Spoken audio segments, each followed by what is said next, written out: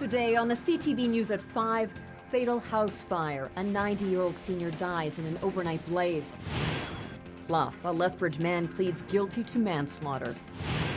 And the Lethbridge Bulls break the Medicine Hat Mavericks' 14-game win streak.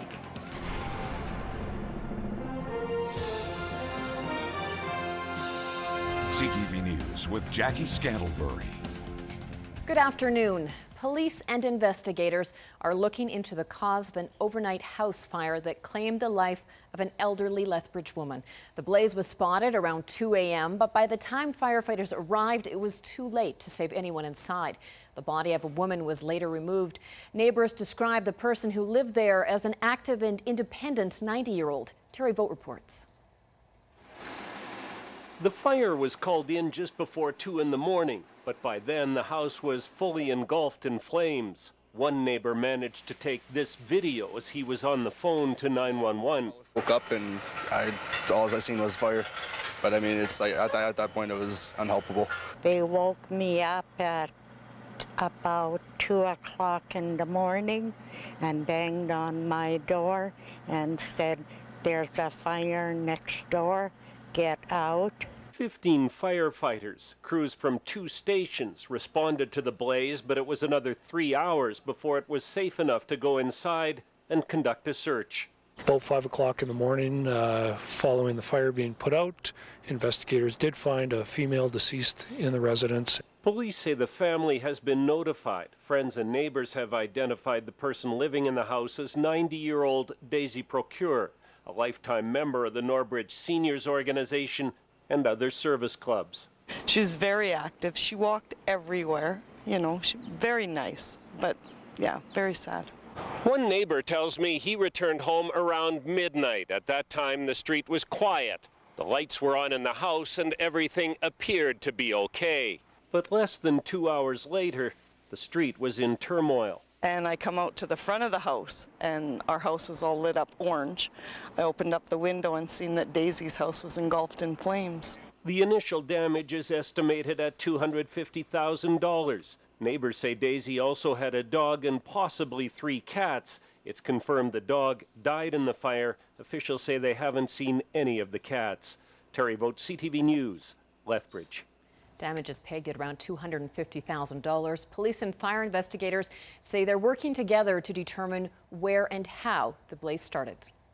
26-year-old man from the Blood Reserve has been sentenced to 6 years in prison for the beating death of another man last summer in Lethbridge. The body of 47-year-old Michael Powell was discovered in an apartment in South Lethbridge last July.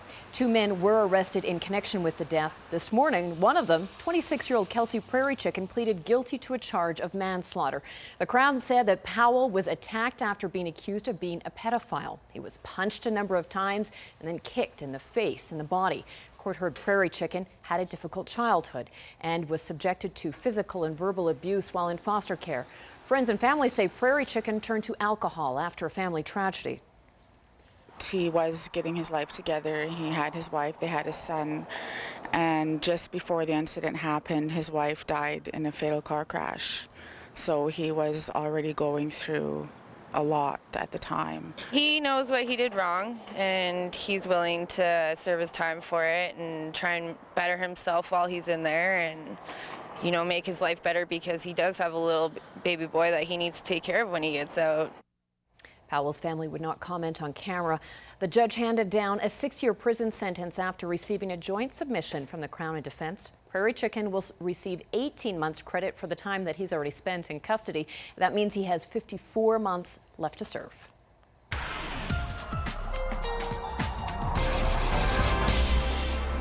Dory Rossiter, some very nice temperatures over the weekend.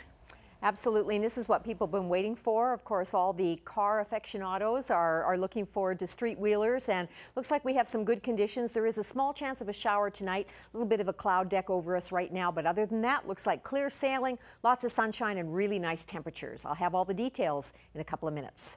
Sounds fabulous. Thank you, Dory.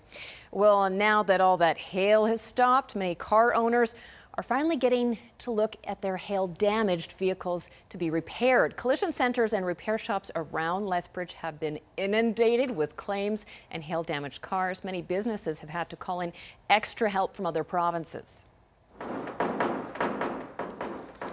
This repair shop has been working late nights to fix hail-damaged vehicles and get them back on the road. A technique called paintless dent repair, or PDR for short, is used to massage the metal back into its original shape. Specifically designed pry bars and tools are used to remove dents while keeping the paint and finish intact. Shop owners say this type of repair is eco-friendly and gets the vehicles back on the road quicker than traditional methods. You know what? Even us shops really, I think, prefer this method. We understand the intent is to get these cars fixed and back on the road.